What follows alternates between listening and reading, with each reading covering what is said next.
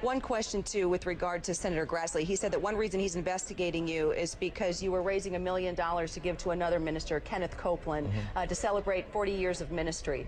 Why would anybody need $1 million to celebrate 40 years of ministry? Because we believe in the Word of God that it is honorable to honor men of God who have done so much, that we have the opportunity to practice what we believe. Nobody can say you don't have a right to believe in prosperity, or you don't have a right to be to believe in healing.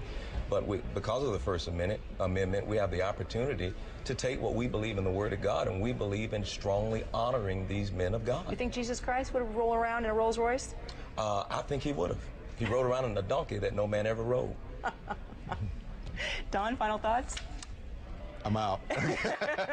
No, my final thoughts is that when there are so many poor people and people of need who give to ministries and mega churches. I think that this is a good thing that Grassley is doing. If not just to look at it, I don't know what his motives are, but just to look at that. And you would have to, someone who is an intelligent person, look at this and say, if you're riding around in a Rolls Royce and in jets, and people who, again, are poor and don't have those means and can't afford certain things, you understand where the public outcry comes from and why people want to look at your finances. But we also understand that we have a ministry to the poor and those people as well. They're not being neglected. And you can't give more. There are people who are, though. It seems like you could give more, even more so, with all the wealth that you have. It would blow your mind if you knew how much money we gave per year to those things. I don't doubt that. I really don't. But I'm saying with so much profit, it seems like some of that profit can go. Well, it's not as much as you think.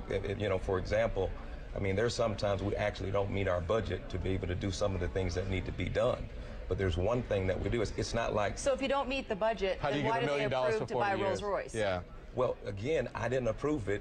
The donors got together and did something that I didn't know about. And when I found out about it, I said, I don't want this personally. Let's keep it in the possession of the church so that when you get ready to sell it, then that money comes back to the church. You got to understand, they believe in honoring their pastor.